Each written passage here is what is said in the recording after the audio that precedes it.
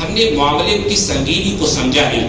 آئیے ایک حدیث کو دیکھیں جس کے راوی حضرت ابو امامہ باہری رضی اللہ تعالیٰ عنہ ہیں.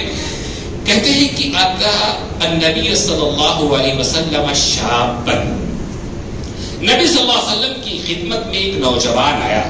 اس نے کہا اے اللہ کے رسول صلی اللہ علیہ وسلم اذن لی بالزنا، مجھے بدکاری کی زناکاری کی اجازت دے دیجیے. صحابہ بڑے ناراض ہوئے، ڈانٹنے لگے، چھڑکنے لگے، سب نے اس کو گھیر لیا. اللہ کے رسول صلی اللہ علیہ وسلم نے کہا اس کو چھوڑو. اس نوجوان سے کہا قریب آ جاؤ. نوجوان قریب آیا، آپ کے پاس قریب آ کر کے بیٹھ گیا. اللہ کے رسول صلی اللہ علیہ وسلم نے اس سے پوچھا اتحبہ لأمک، کیا تم اس بات کو پسند کرو گے کہ کوئی تمہاری ماں کے ساتھ بدکاری کرے؟ اس نے کہا لا واللہ جعلنی اللہ فداک یا رسول اللہ، نہیں اللہ کی قسم ہے اللہ کے رسول، میری جان آپ پر قربان ہو، میں ایسا قطعی نہیں پسند کرتا کہ میری ماں کے ساتھ کوئی بدکاری کرے. اللہ کے رسول نے فرمایا وَلَلنَّاسُ يُحِبُّونَهُ لِأُمَّهَاتِهِمْ، جس طرح سے تم یہ نہیں پسند کرتے کہ تمہاری ماں کے ساتھ کوئی بدکاری کرے، دنیا کا کوئی شخص یہ نہیں پسند کرتا کہ اس کی ماں کے ساتھ بدکاری کی جائے. پھر آپ نے پوچھا أَتُحِبُّهُ ذَلِكَ لِأَخَوَاتِهِ، کیا تم اسے اپنی بہن کے لیے پسند کرو گے؟ اس نے پھر وہی بات کہی نہیں اللہ کے رسول، اللہ کی قسم مجھے قطعی پسند نہیں ہے، میری جان آپ پر قربان ہو، مجھے یہ پسند نہیں کہ میری بہن کے ساتھ بدکاری کی جائے. اللہ کے رسول نے پھر کہا لوگ بھی یہ بات نہیں پسند کرتے کہ ان کی بہن کے ساتھ بدکاری کی جائے. آپ نے پوچھا کیا تو اپنی بیٹی کے ساتھ بدکاری کو پسند کرے گا؟ اس نے کہا نہیں اللہ کے رسول، میری جان آپ پر قربان ہو، میں قطعی نہیں پسند کرتا. اللہ کے رسول نے کہا کہ کوئی بھی اپنی بیٹی کے ساتھ بدکاری کیا جانا نہیں پسند کرتا. آپ نے پوچھا کیا تو اپنی پھوپھی کے ساتھ اس بات کو پسند کرے گا؟ اس کا پھر وہی جواب تھا. آپ نے پوچھا کیا تو اپنی خالہ کے ساتھ اس بات کو پسند کرے گا؟ اس کا پھر وہی جواب تھا کہ اللہ کے رسول نہیں اللہ کی قسم میری جان آپ پر قربان ہو، میں کبھی نہیں پسند کروں گا کہ میری خالہ کے ساتھ میری پھوپھی کے ساتھ بھی بدکاری کی جائے.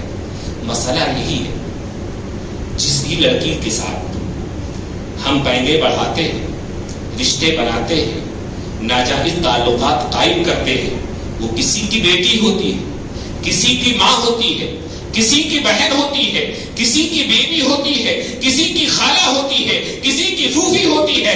ہمیں ہماری ماں تو بڑی پیاری ہے، ہمیں ہماری بہن کی عزت تو بڑی پیاری ہے، ہمیں ہماری بیٹی کی عزت تو بڑی محبوب ہے، ہمیں ہماری خالہ کو کوئی بری نظر سے نہ دیکھے.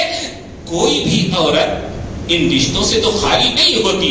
اللہ کے رسول صلی اللہ علیہ وسلم نے اس نوجوان کو اپنے قریب کیا، اس کے سینے پر ہاتھ رکھا اور دعا کی اللہم اغفر ذنبہ وطہر قلبہ، اے اللہ اس کے گناہ کو بخش دے، اس کے دل کو صاف کر دے. کہتے ہیں کہ پھر اس جوان نے، حضرت ابو امامہ کہتے ہیں کبھی اس جوان نے کسی عورت کی طرف نظر اٹھا کر کے پھر دیکھا نہیں. تو بات کو سمجھیں اس بات کو کہ جو بات ہم اپنی بہن کے لیے ناپسند کرتے ہیں، ہم اپنی بیوی کے لیے ناپسند کرتے ہیں، اپنی ماں کے لیے ناپسند کرتے ہیں، اپنی خالہ کے لیے ناپسند کرتے ہیں، اپنی پھوپھی کے لیے ناپسند کرتے ہیں، پھر بھی یہ جانتے ہوئے کہ میرا بیٹا فلاں کی بیٹی سے چکر چلا رہا ہے، میرا بھائی فلاں عورت کے چکر میں ہے، میرا چچا، میرا پڑوسی، میرا باپ یہ فلاں سے چکر چلا رہا ہے، یہ بدکاریاں ہو رہی ہیں، ہم جان رہے ہیں، لیکن اس پر خاموش ہے، اس پر چپ ہے. اس خاموشی اور چپی کا معنی یہ ہے کہ ہم اللہ کے عذاب کی دعوت دے رہے ہیں، اللہ کے عذاب کو بلا رہے ہیں. حضرت عبداللہ بن عمر کی روایت جو سنن ابن ماجہ میں آئی ہے کہ اللہ کے رسول صلی اللہ علیہ وسلم ایک دن ہمارے پاس آئے اور کہا کہ اے مہاجرین کی جماعت، میں 5 چیزوں سے اللہ کی پناہ چاہتا ہوں کہ وہ تم پر کبھی آئیں. 5 چیزوں میں پہلی چیز جو اللہ کے رسول صلی اللہ علیہ وسلم نے ذکر کی، اس میں کہا کہ لن تدخل الفاحشۃ فی قوم قط حتى یعلنوا بها الا فشا فیہم الطاعون والاوجاع التي لم تكن مضت في اسلافهم الذين مضوا.